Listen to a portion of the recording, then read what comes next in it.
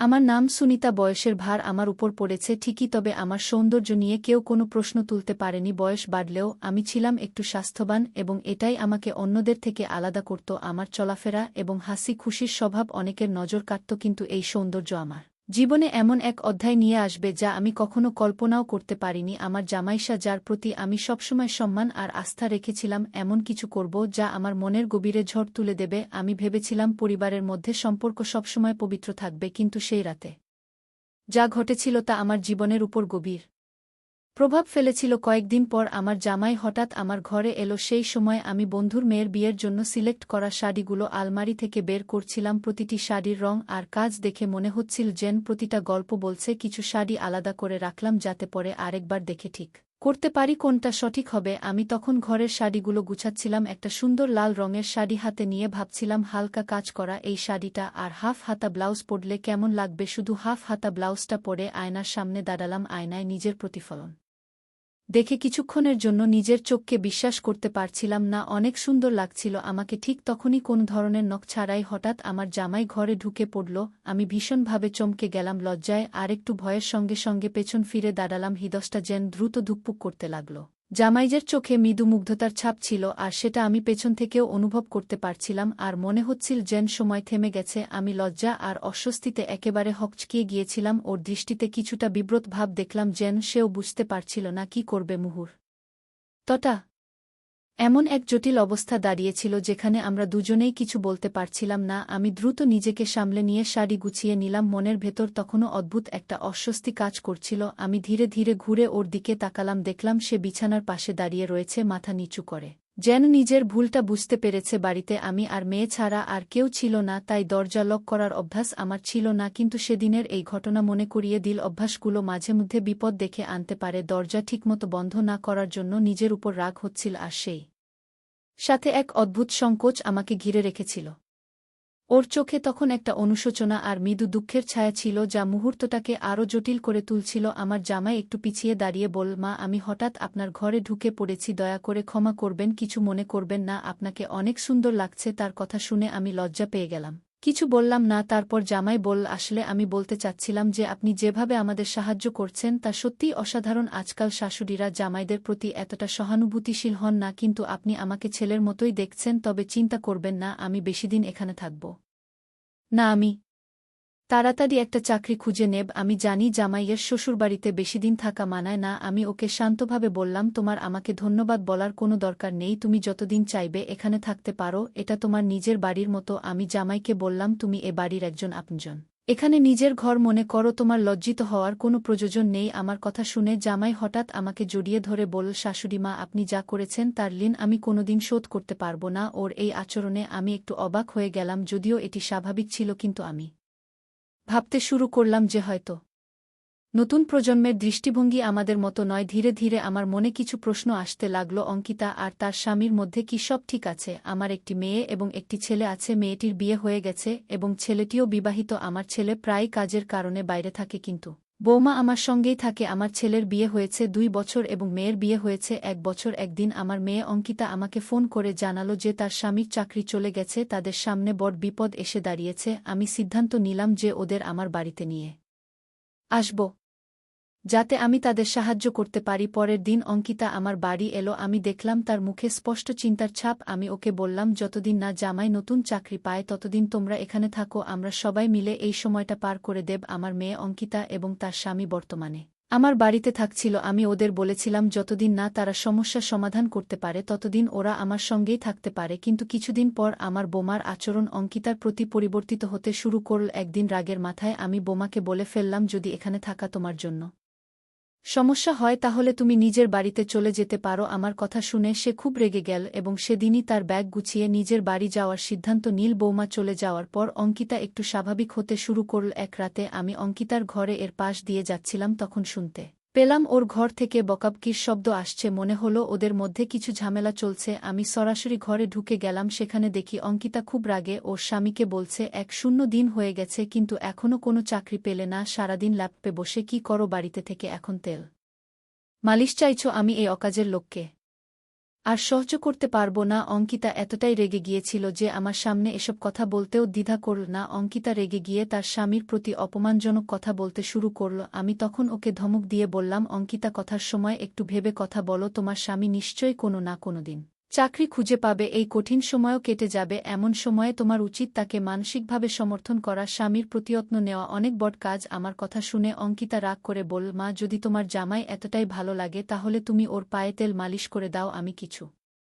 বলতে আমি অল্প নড়াচড়া করতে গিয়ে হঠাৎ আবার কোমরের ব্যথায় কুকিয়ে উঠলাম। আমার আওয়াজ শুনে তিনি সঙ্গে সঙ্গে জেগে উঠলেন এবং আমার আরাম নিশ্চিত করার চেষ্টা করলেন। আমি কিছু বলার আগে তিনি শান্ত স্বরে বললেন, মা, আপনার শরীরের যত্ন নেওয়াটাই এখন সবচেয়ে জরুরি। আপনি আরাম করুন, আমি এখানে আছি। পরের দিন সকালে আমি কিছুটা ভালো অনুভব করছিলাম। হঠাৎ কাশির সমস্যা শুরু হলে তিনি পিঠে হাত বুলিয়ে আমাকে স্বস্তি দেওয়ার চেষ্টা করলেন। তার এই মানবিক ও যত্নশীল আচরণ আমাকে অভিভূত করেছিল। দিন শেষে আমি বুঝতে পারলাম পরিবারে একে অপরের পাশে দাঁড়ানোই সবচেয়ে বড় সম্পর্কের সৌন্দর্য। জামাইম শাহী এর সাথে একই ঘরে থাকা আমার কিছুটা অস্বস্তিকর লাগছিল। তার আমার প্রতি অতিরিক্ত যত্নশীলতা আমাকে নতুনভাবে ভাবতে বাধ্য করেছিল। পরের দিন দুপুরে অঙ্কিতা যখন আমার ঘরে এলো তখন আমি তাকে বললাম, আমি তোমার নন্দকে বাড়িতে নিয়ে আসতে চাই। বাড়ির কাজগুলো সামলাতে আমার অসুবিধা হচ্ছে। যদি সে আসে তবে ঘরের দায়িত্ব নিতে পারবে। অঙ্কিতা হেসে বলল, মা, গত কয়েকদিন ধরে আমার স্বামী তো তোমার যত্ন করছে, তারপরও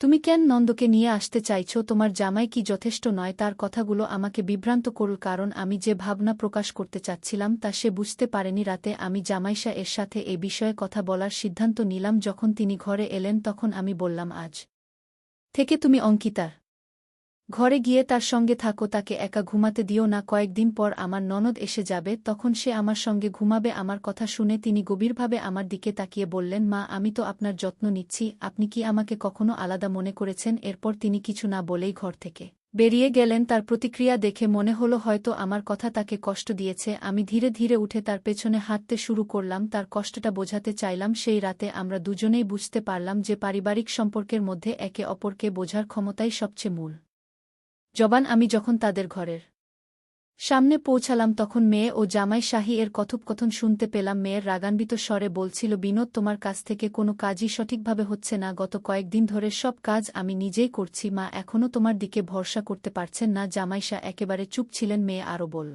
তুমি কি ভুলে গেছ যে আমাদের পরিকল্পনা কি ছিল? এই বাড়িটা আমাদের নামে করতে হবে। তোমার পেনশনের টাকাতেও আমার ভাগ চাই। তোমার পরিবারের তো 2টি ঘর রয়েছে, আর তোমার মায়ের কাছেও 2টি বাড়ি আছে। অন্তত একটি বাড়ি আমার নামে হওয়া উচিত। এজন্য আমি যা করার ওজনতা করব। তারপর মেয়ে বলল, মা, ভাইজা আর বৌদিকে বাড়িতে ডাকার বিষয়ে বলছিলেন। যদি ওরা আসে তাহলে বৌদি আমাদের পরিকল্পনা বুঝে ফেলবে। একবার মায়ের সামনে সব সত্য প্রকাশ পেয়ে গেলে এই বাড়ি আর আমাদের হবে না। এই কথাগুলো শুনে আমি স্তব্ধ হয়ে গেলাম। গত কয়েকদিন ধরে তারা আমার প্রতি যে মায়া ও যত্ন দেখিয়েছিল তা সবই মিথ্যে ছিল। মেয়ের গর্ভাবস্থার অজুহাত দিয়ে আমার আবেগের সঙ্গে খেলা করছিল যাতে সে তার স্বার্থসিদ্ধি করতে পারে। আমি শান্তভাবে নিজের ঘরে ফিরে এলাম। কিছুক্ষণ পর আমি দেখলাম আমার নিষেধ সত্ত্বেও জামাইশাই আবার আমার ঘরে এসে শুয়ে পড়েছেন। আমি ভাবছিলাম কিভাবে পরিবারের শান্তি বজায় রাখব এবং সত্যি ঘটনা প্রকাশ করব। সে সময়ের সিদ্ধান্ত নিলাম সম্পর্কের ভিত্তি স্বচ্ছতা ও আস্থার উপরই দাঁড়িয়ে থাকে। আমি ধৈর্য ধরে সমস্ত বিষয়ে সঠিক সময়ে প্রকাশ করার জন্য প্রস্তুত হলাম। পরের দিন সকালের নাস্তার সময় আমি আমার ছেলে ও বৌমাকে ঘরে ডেকে আনলাম। তাদের দেখে জামাইশাই এবং অঙ্কিতা হতভম্ব হয়ে গেল। অঙ্কিতা রাগান্বিত স্বরে জিজ্ঞাসা করল, মা, তুমি ওদের এখানে কেন ডেকেছ? আমি বুঝলাম এখন সময় এসেছে সবকিছু স্পষ্ট করে বলার। অঙ্কিতার দিকে এগিয়ে গিয়ে বললাম, গত রাতে আমি তোমার এবং তোমার স্বামীর কথোপকথন নিজ কানেই শুনেছি। তুমি তোমার জামাইজের মিথ্যা ভাবমূর্তি গড়ে তোলার চেষ্টা করছ, অথচ যেই বৌমা এতদিন ধরে আমার যত্ন করছিল তাকে ভুল বুঝিয়ে দূরে সরিয়ে দিয়েছ। আমি থেমে কিছুক্ষণ ওর দিকে তাকালাম, তারপর বললাম, তুমি আমার মেয়ে, তোমাকে সবসময় ভালোবাসি, কিন্তু সম্পত্তির লোভে তুমি যে ষড়যন্ত্র করেছ তা আমাকে আহত করেছে। আমি সবসময় ভেবেছিলাম আমাদের পরিবারে ভালোবাসা এবং আস্থায় প্রধান, কিন্তু তোমার এই কাজ আমাকে খুব কষ্ট দিয়েছে। অঙ্কিতা চুপ করে দাঁড়িয়েছিল। আমি এরপর ছেলে এবং বৌমার দিকে ফিরে বললাম, আমি চাই তোমরা এখানে থাকো। এই বাড়ি সবার পরিবারে একে অপরকে বোঝা এবং সাহায্য করাই আসল সম্পর্কের সৌন্দর্য। জামাইশাও চুপচাপ ছিলেন, কিন্তু তার চোখে অনুশোচনার ছাপ ছিল। সেই মুহূর্তে আমি বুঝলাম ভুলগুলো ঠিক করার জন্য কখনো দেরি হয় না। আমি মেয়েকে দৃঢ়ভাবে বললাম, তোমার লোভ এবং ভুল সিদ্ধান্তের কারণে সম্পর্কগুলো নষ্ট হয়ে যাচ্ছে। এই বাড়ির একটাও ঈদ তোমার নামে হবে না। যে সত্যিকারের ভালোবাসা এবং যত্ন দেখাবে তারই এই সম্পত্তির অধিকার থাকবে। আমি ভুল করেছিলাম তোমাকে বারবার বাড়িতে ডেকে এনে, আর ভেবেছিলাম তুমি দায়িত্বশীল হয়ে উঠেছ, কিন্তু আজ বুঝতে পারছি এমন লোভী মনোভাবের কোনো পরিবর্তন হবে না। আমি আরও বললাম, পিতামাতা তাদের সন্তানদের জন্য সবকিছু ত্যাগ করেন, কিন্তু মেয়েরা যদি শুধুই সম্পত্তি নিয়ে চিন্তা করে তাহলে তাদের দায়িত্ব কি? যে সন্তানরা শুধু জিজ্ঞাসা করে আমাদের জন্য কি করেছ, তারা কখনো পরিবারের প্রকৃত মর্ম বুঝতে পারে না। তোমার মতো মানসিকতাকে আমি আমার কাছ থেকে দূরে রাখাই ভালো। আজ থেকে তুমি আর এই বাড়ির কোনো অংশ নও। আমি ছেলের দিকে তাকিয়ে বললাম, তোমাদের ভুল বোঝাবুঝির কারণে আমি আমার ছেলে এবং বৌমাকে দূরে সরিয়ে দিয়েছিলাম, কিন্তু এখন বুঝতে পারছি সম্পর্ক টিকিয়ে রাখতে হলে